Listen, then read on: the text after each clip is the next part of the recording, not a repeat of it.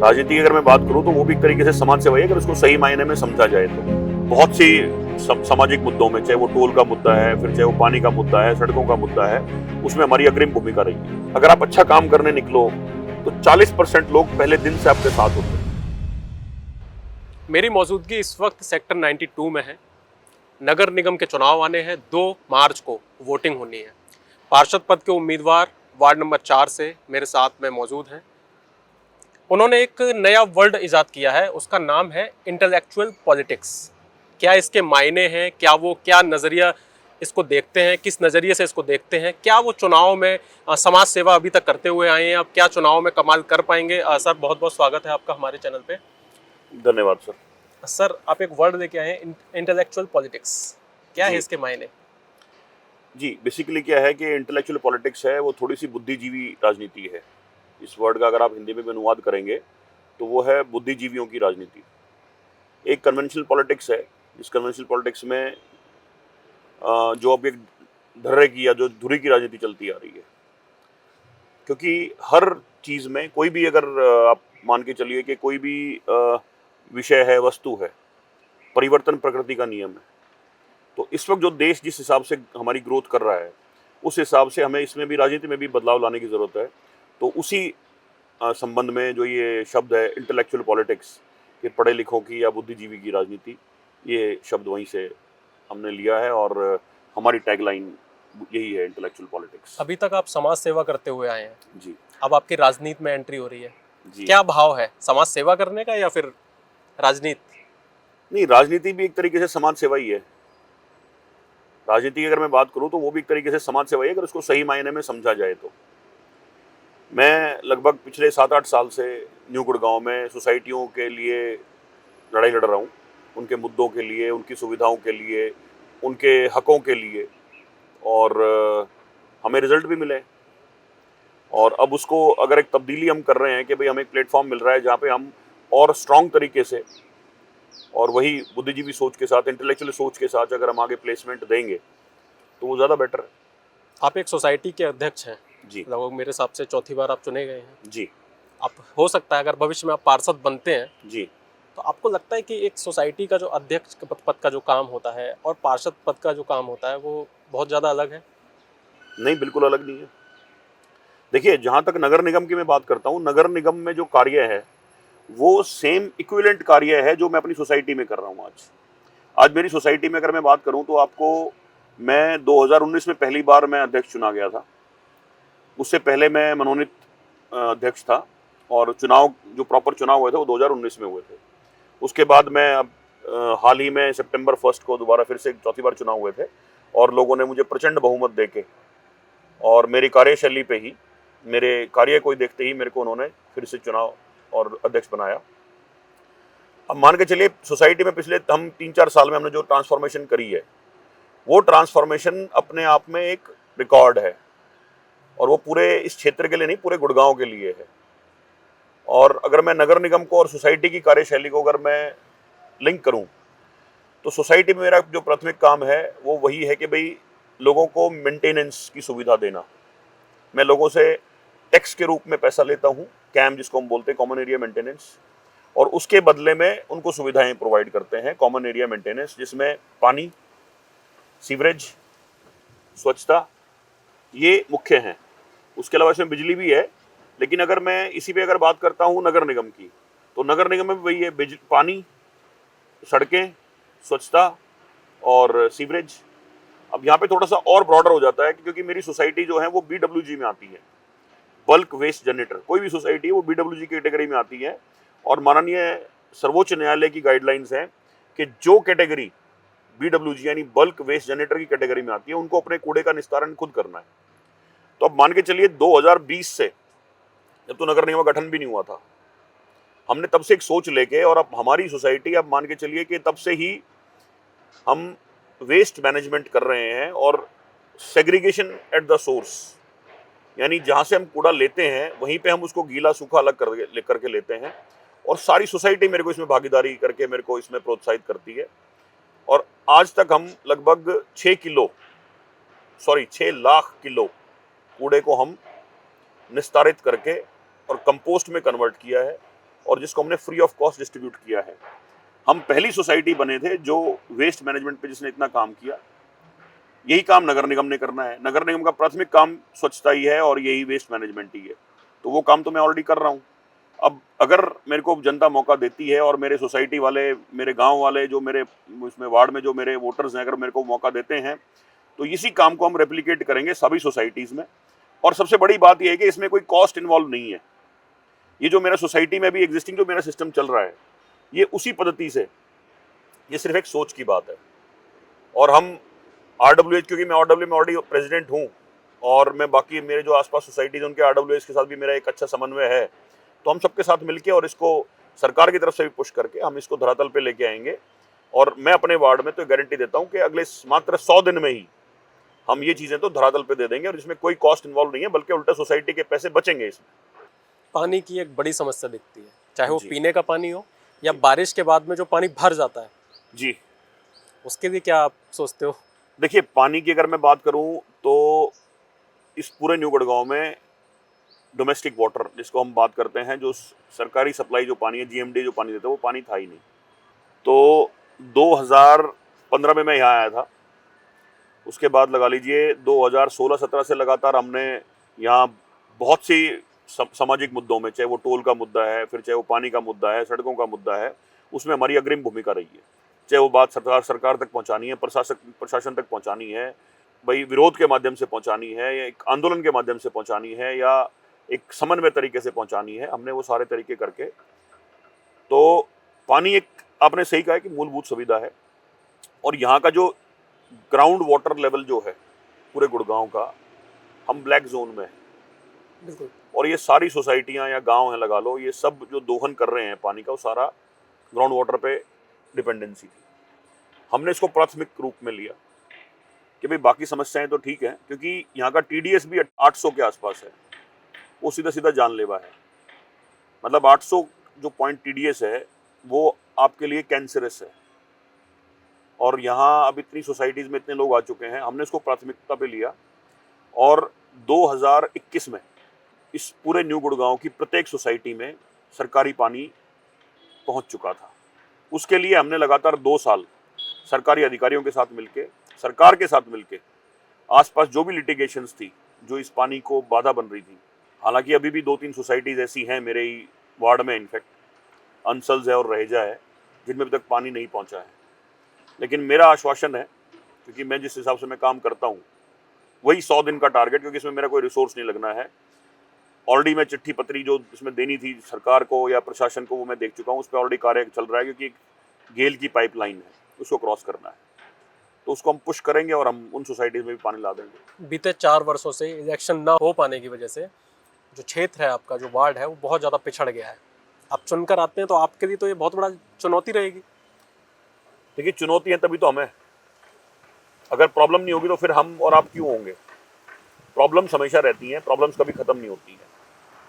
आप अपने लेवल पे प्रॉब्लम्स को ऑप्ट करते हो, उसको प्रायोरिटी डिसाइड करते हो, प्रायोरिटी डिसाइड करके उस पर काम करना शुरू करते हो।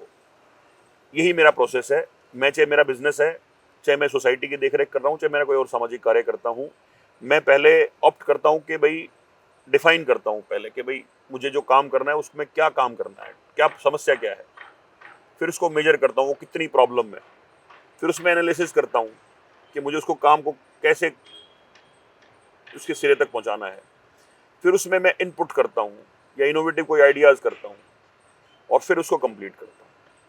एक वर्ड है पब्लिक प्राइवेट पार्टनरशिप, जी PPP मॉडल। जी, आप अपने वार्ड में इसको कुछ कैसा क्या कर सकते हो क्या कुछ? बिल्कुल सर। देखिए क्या होता है, Gurgaon it's economic capital of Haryana, और गुड़गांव में खासकर मानेसर की अगर मैं बात करूं तो यहाँ पे इंडस्ट्रीज हैं और हब है इंडस्ट्रीज का।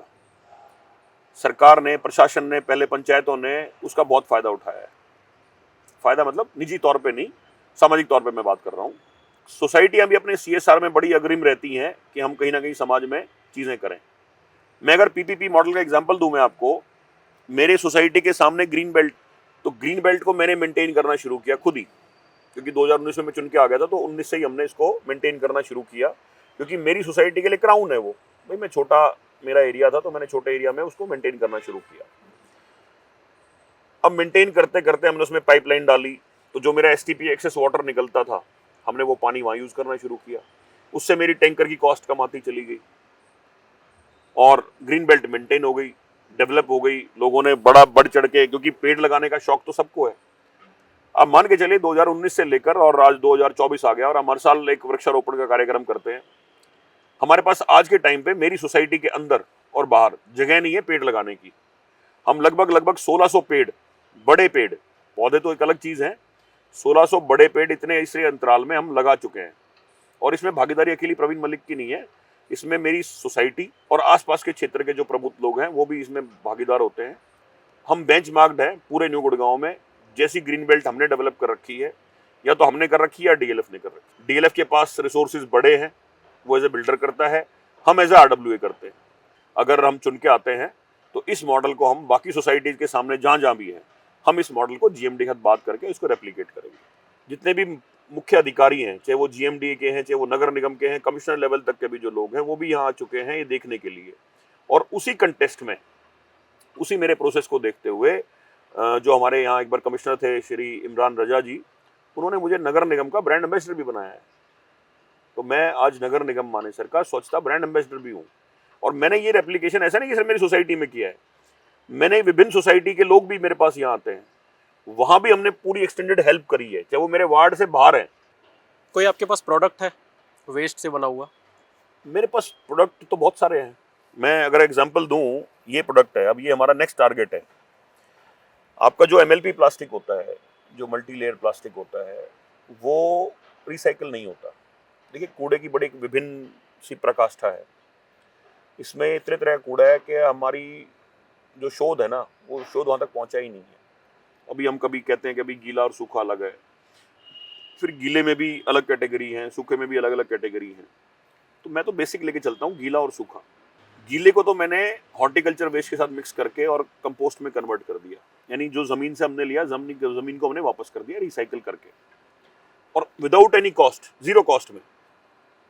क्योंकि जीरो कॉस्ट में ये पॉसिबल है ना सर? क्यों पॉसिबल नहीं है?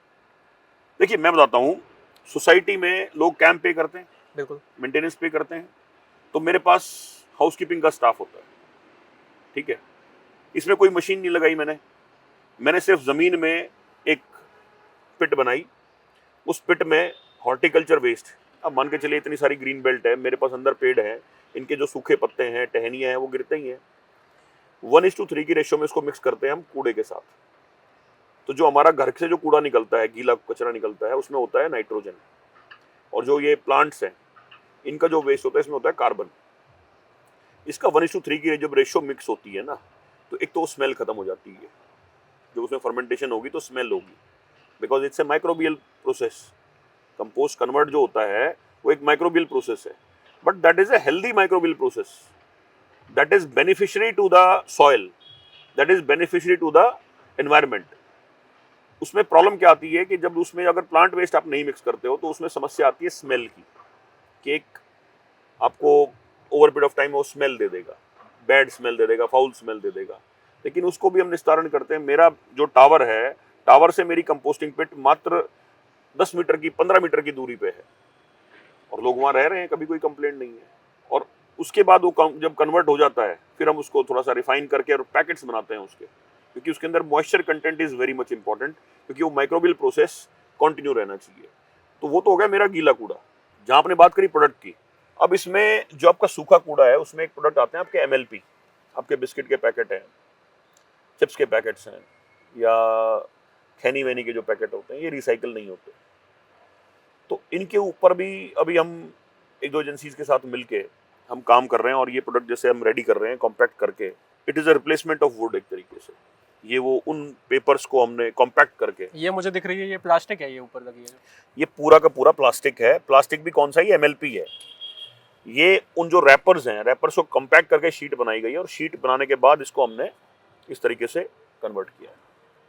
कहीं ना कहीं मैं जब क्षेत्र में घूमता हूँ जी तो मुझे लगता है गाय बहुत ज्यादा दिखती है मुझे, जी कचड़ा खाती हुई, उस जी। वजह से वो बीमार पड़ती है, मौत भी हो जाती है। जी एक तरह से तो आप गौ सेवा कर रहे हो। सर, बिल्कुल कर रहा हूँ। देखिए, क्या होता है, आपको हर चीज़ बोल के नहीं बतानी होती। अगर मैं बात करूँ, जो प्रोडक्ट हम बना रहे हैं अभी, इससे जो हम बना रहे हैं, इसमें हम हज़ारों किलो जो प्लास्टिक है, ये पन्नियाँ जो हैं, इनको हम कन्वर्ट कर रहे हैं एक प्रोडक्ट में। और जो गौ माता है, जो या गौवंश है, खासकर गौवंश मिलेंगे आपको सड़कों पे, गौ माता तो कम मिलेंगी, क्योंकि गौ माता फिर भी दूध देती हैं तो गौशाला उनको रख लेती है। सड़कों पे गौवंश मिलेंगे आपको, यानी जो बैल जिसको हम बोल देते हैं, बुल जिसको हम बोल देते हैं, वो मिलेंगे आपको सड़क पे। और उनको क्या है, जैसे जहाँ मंडियाँ हैं, यहाँ की अस्थाई मंडियाँ जहाँ लगती हैं, वहाँ पे उनकी तादाद ज़्यादा होती है। ये बहुत बड़ी समस्या है, ये नगर निगम की समस्या है। ये आपने मुद्दा जो उठाया ना, ये बिल्कुल नगर निगम की समस्या है। तो हम अगर ये जब कन्वर्ट करते हैं तो हम कहीं ना कहीं जेन्युइनली जो हमारी हिंदू पद्धति है, भाई हिंदू हमारे इसमें माइथोलॉजी में गाय को माता का रूप दिया गया है, बिल्कुल। तो कहीं ना कहीं हम उनको सेफ गार्ड करने का काम कर रहे हैं अगर हम इस कन्वर्ट कूड़े पे काम करते हैं तो ये तो जेन्युइनली है ही। हर चीज़ हम उससे लिंक नहीं कर सकते, लेकिन जब आप प्रोसेस करना शुरू करते हो तो चीज़ें कहीं ना कहीं आपको, समाज को, एनवायरनमेंट को बेनिफिट पहुंचाती है। वाई चूज यू, मतलब आपको क्यों चुने जनता? सर, पहला कारण तो ये है कि मैं बिलीव करता हूँ इंटेलेक्चुअल पॉलिटिक्स में। राजनीति मेरे लिए कोई व्यवसाय नहीं है। मैं मेरे परिवार के आशीर्वाद से और बड़े बुजुर्गों के आशीर्वाद से, मेरे भाईचारे के साथ से, मैं एक सक्सेसफुल बिजनेसमैन हूँ और एंटरप्रेन्योर हूँ।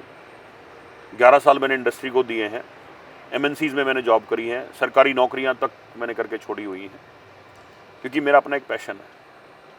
तो राजनीति मेरे लिए कोई व्यवसाय नहीं है, पहली बात तो ये है। बहुत लोगों के लिए व्यवसाय होता है, बहुत लोगों के लिए एक महत्वाकांक्षा होती है। मेरे लिए राजनीति ना तो महत्वाकांक्षा है ना व्यवसाय है।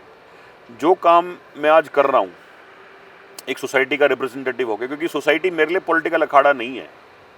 मेरी सोसाइटी में आप मान के चलिए हर धर्म के, हर जाति के, हर प्रांत के, हर राजनीतिक पार्टी के समर्थन करने वाले विभिन्न लोग हैं। मिनी इंडिया बोलते हैं हम सोसाइटीज़ को, क्योंकि सोसाइटीज़ कोई किसी पर्टिकुलर मूल की नहीं होती है। तो जितनी भी यहाँ सोसाइटीज़ हैं, हर सोसाइटी के ऊपर एक ये बर्डन है महीने का 8 से 10 लाख रुपए का, और अब तो खैर और भी ज़्यादा हो गया है, कि हर सोसाइटी के पास वो पानी एक्सेस बचता है, क्योंकि फ्लशिंग में भी यूज़ कर लेते हैं और गार्डनिंग में भी यूज़ कर लिया, फिर भी लगभग 1-2 लाख लीटर पानी सोसाइटी की कैपेसिटी के हिसाब से एक्सेस बचता है, और उसको टैंकर के माध्यम से इधर उधर डिस्चार्ज किया जाता है। हालांकि नगर निगम क्लेम करता है कि भाई हमने अब थोड़ा सा स्ट्रिक्टनेस कर दी है और जो ETP प्लांट है सेक्टर 7 में, वहाँ पे इसको डिस्चार्ज किया जाए। तो उससे क्या होता है कि उससे फिर जो टैंकर माफिया है या टैंकर के जो लोग हैं वो उसकी कॉस्ट बढ़ा देते हैं कि भाई, और मैं कहता हूँ ट्रीटेड वाटर को भी वहाँ दोबारा ट्रीटमेंट प्लांट में डालने का क्या पर्पज़ है। बिल्कुल। तो हर सोसाइटी लगभग 8 से 10 लाख रुपए हर महीने इन टैंकर से जो पानी निकालते हैं उस पर खर्च करती है। तो हमने इनोवेटिव आइडियाज़ लगाए उसमें, और जो ग्रीन बेल्ट हमारी जो हमने डेवलप की है, जो हम मेंटेन कर रहे हैं, हमने उसमें ओवरहेड स्प्रिंकलर सिस्टम लगा दिया। भाई नॉर्मली क्या होता है, आदमी नीचे स्प्रिंकलर रख देता है और वो स्प्रिंकल होते हैं और वो इरिगेशन करता है एनवायरनमेंट में। हमने इसको रिवर्स कर दिया, हमने पेड़ों के बीच से स्प्रिंकलिंग सिस्टम कर दिया। उसके हमारे मल्टीपल बेनिफिट्स हुए। सबसे पहला बेनिफिट हुआ कि जब ऊपर से पानी गिरता है तो प्रॉपर तरीके से पेड़ की, पौधों की जड़ों में पानी जाता है। दूसरा, इरिगेशन हो गया उनका। दूसरा, क्योंकि पोल्यूशन की बहुत बड़ी समस्या है और डस्ट पार्टिकल एयर में रहते हैं, तो जब एक हाइट से वाटर गिरता है तो वो एक वाटर कंटेन का काम करता है और छोटे डस्ट पार्टिकल को अरेस्ट कर देता है। तो मेरा AQI, जहाँ जहाँ मैंने सिस्टम करा हुआ है वहाँ पे AQI कम से कम 100 पॉइंट्स डाउन रहता है। आपका अगर गुड़गांव में 300 AQI पे है तो मेरे उस एरिया में पर्टिकुलर वो 200 से 220 के बीच में मिलेगा। तीसरा उसमें बेनिफिट ये मिलता है कि जब गर्मी होती है, एक्सट्रीम गर्मी होती है, तो हीटिंग आइलैंड इफेक्ट हो जाता है, क्योंकि ओजोन डिप्लीशन है और एक्सट्रीम हीट चलती है। तो जब वाटर गिर रहा होता है तो उसी कंडेंसर के तौर पे वो काम करता है, और जब उसके अंदर से हवा पास होती है उस गिरते हुए पानी के अंदर से, तो हवा ठंडी हो जाती है। तो हीटिंग आइलैंड को भी आपको लगभग 4 से 5 डिग्री तापमान को भी वो कम करता है। और सबसे बड़ी बात, जो मेरा सोसाइटी का एक्सेस वाटर है वो वहाँ यूटिलाइज हो जाता है। तो आपके एक ही काम करने से मल्टीपल बेनिफिट्स हो गए और सोसाइटी को उसका सीधा सीधा फाइनेंशियल फ़ायदा पहुंचता है। क्योंकि अगर जो ये 8 से 10 लाख रुपए जो कॉस्ट जा रही है ना, वो प्रत्येक सोसाइटी के एक रेजिडेंट की जेब से जा रही है, और वो जैसे जैसे कॉस्ट बढ़ेगी, टैंकर से पानी जाएगा, उतना ही आपका कॉमन एरिया मेंटेनेंस बढ़ जाता है। और अगर वो चीज़ आप इस टेक्नोलॉजी से लगा के और आप इन इनोवेशन से अगर आप उसको कम कर लें तो एनवायरनमेंट भी सुरक्षित, पेड़ पौधे भी डेवलप कर जाएंगे और साथ में आपका एक्सेस वाटर भी हो जाएगा। प्लस हमने ग्रीन बेल्ट्स में छोटे छोटे पॉन्ड्स बना रखे हैं and that too a very dedicated model. उसमें जो इनपुट होता है ना वो डायरेक्ट मेरा एसटीपी के एक्सेस वाटर से होता है। जो मेरा एसटीपी का जो वाटर डिस्चार्ज है वो सीधा उस पॉन्ड में होता है, बट हमने उसको थोड़ा सा फाउंटेन स्वरूप दे दिया है। वो दिखने में बहुत अच्छा लगता है और वो बिल्कुल मेरी सोसाइटी के मंदिर के पास है, ओपन में है वो। और हमने वहाँ पे नेचुरल हैबिटेट एक डेवलप कर दिया, पेड़ पौधे लगा के, और कुछ डकलिंग्स को वहाँ छोड़ दिया है, गीज छोड़ दी हैं, कभी रेबिट्स भी थे वहाँ पे। तो एक नेचुरल हैबिटेट, बटरफ्लाई पार्क अपने आप डेवलप हो गया है। Means I did nothing to that, क्योंकि जहाँ प्रकृति है, प्रकृति अपने आप चीज़ें संजो लेती है। और वो नेचुरल तरीके से हम वहाँ पे वाटर, क्योंकि 5-6 पॉन्ड हैं, तो जो एक्सेस वाटर आता है जो बच जाता है हम उसमें डालते हैं। वो नेचुरल तरीके से, क्योंकि इसकी जो हमारी सॉइल है इसकी अपनी एक लेयरिंग होती है। और हमने टाइम टाइम पे हम पीजोमीटर मंगा के हम यहाँ चेक करते रहते हैं कि भाई वाटर में लीकेज है या सीपेज है। If the water is in seepage condition it means it is not good, but if water is in leakage condition, अगर वो सीधा नीचे जा रहा है तो वो रिचार्ज कर रहा है आप। तो हम उस चीज़ों पे हम वो भी ध्यान रखते हैं। तो आप मान के चलिए हमने एक छोटी सी पद्धति से सोसाइटी के करोड़ों रुपए बचा दिए। और ये रेप्लिकेशन मैं आपको एश्योर करता हूं कि अगर मेरे को लोग पार्षद चुनते हैं, ये रेप्लिकेशन अगर जब तक नेटवर्क नहीं बनता है हमारा सीवरेज का, इसको मैं 100% इंप्लीमेंट करूंगा प्रत्येक सोसाइटी में। और लोगों का जो कॉमन एरिया मेंटेनेंस का जो पैसा है वो डायरेक्ट सेव होगा, डायरेक्ट। क्योंकि जो बिल्डर है, बिल्डर के ऊपर फर्क नहीं पड़ता है, बिल्डर तो सीधा सीधा पैसा पास ऑन कर देता है कि भाई ये पैसा आपने देना है, मैं नहीं दूंगा, जबकि जिम्मेदारी बिल्डर की है। लेकिन लोग क्यों लड़े? तो मैंने उसका समाधान ये निकाल लिया कि जो काम हम कर रहे हैं, विच इज प्रूवन, कोई ऐसा नहीं कि मैं हवा में बात कर रहा हूं। मेरे यहाँ स्कूल, इंस्टीट्यूट्स, एनजीओज और सोसाइटीज सब ने मॉडल देखा है और अप्रिशिएट किया है। इनफैक्ट अभी लेटेस्टली 2 महीने पहले माननीय जल शक्ति मंत्री और नीति आयोग के जो एडवाइजर हैं वो हमारे सोना से विधायक हैं तेजपाल तंवर जी, और किरण बेदी मैम जो एक एनजीओ चलाती है नवज्योति फाउंडेशन, उन्होंने मुझे मेरे इस कार्य के लिए सम्मानित भी किया है कि भाई वाटर कंजर्वेशन पे आपने बहुत अच्छा काम किया है। और ये कंजर्वेशन मैं कह रहा हूँ सिर्फ सोसाइटीज में नहीं, ये गांव में भी रेप्लिकेट होगा। अगर हम वहां उस स्थिति तक पहुंचते हैं तो जो गांव का गंदा पानी है हम उसको भी इसी पद्धति से शोधित कर देंगे। और इसमें जो कॉस्ट है वो आप मान के चलिए, जो डिस्चार्ज मेरी कॉस्ट है उस डिस्चार्ज कॉस्ट का ऑलमोस्ट 10% भी नहीं है। अगर मेरा 20 लाख रुपए की कॉस्ट है मेरा गंदा पानी निकालने की, तो मैं मात्र 2 लाख रुपए में ये सारा काम कर देता हूँ। क्योंकि भाई मोटर चलती है, उसकी इलेक्ट्रिसिटी है, मुझे उसमें पोषण ऐड करना पड़ता है, एक मैन पावर चाहिए होती है, तो उसका 1/10 भी नहीं है। कहीं ना कहीं आप पैसा भी बचाएंगे। मैं सोसाइटी का पैसा भी बचाऊंगा, मैं पर्यावरण को सुरक्षित भी रखूंगा। तो यही सब कारणों से मैं इस चीज में आगे आया। आपकी जो नॉलेज है वो बहुत ज़्यादा डीप है, बहुत जी। ज़्यादा टेक्निकली भी है, आपको भी लग रहा होगा। जी। ये चीज़ आप गांव वालों को कैसे समझाओगे? मैंने बताया ना, देखिए गाँव को समझाने में एक बैरियर होता है भाषा। अब आपसे मैं बात कर रहा हूँ, आपसे मैं इंग्लिश और हिंदी में बात कर रहा हूँ। बिल्कुल। मुझे पता है यार, गांव में भी आजकल पढ़े लिखे लोग हैं, युवा हैं, एक जो हमारे से ऊपर की जनरेशन है वो भी समझ लेते हैं हिंदी इंग्लिश। उसके ऊपर की जनरेशन है, वहाँ पे हो सकता है मुझे मेहनत करनी पड़े और मुझे अपनी जो हमारी जो लोकल भाषा है हरियाणवी, हमें उसका प्रयोग करना पड़े।